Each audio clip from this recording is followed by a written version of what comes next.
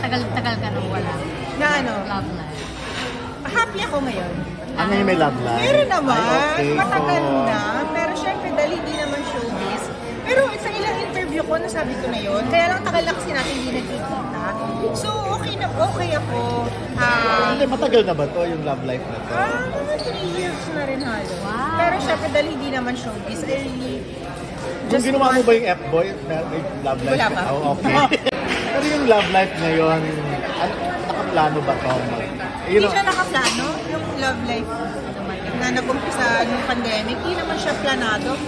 Di ba, hindi pag plano, hindi naman natutuloy. Parang binibigay siguro talaga sa'yo ni Lord kung kailan dapat. Pero syempre gusto kong alagaan kasi unang-una hindi naman siya showbiz. So, okay na rin sa akin yung tahimik. Pero, gusto pa ba mag-asawa? Ayoko nang mag-flowo. Pero okay ako na meron nakakapagpasaya, tapos meron kang palaging kausap, may kasama ka.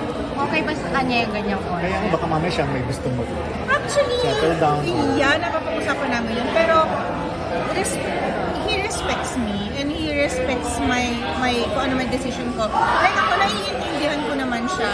So, nasa pag-uusap na naman yun, na yung setup niya. Basta ang akin lagi sinasabi, basta masaya lang tayo everyday.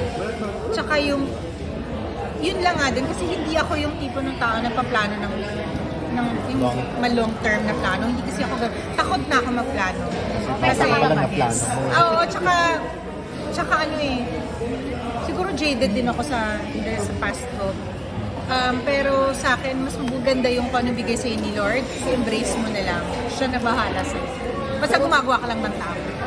Kasundo naman ng mga bagets yung... Ha? Kasundo ng mga bagets yung Yung sa'yo. Oo naman. Pero gusto ko lang din sa mga anak ko, hindi sila...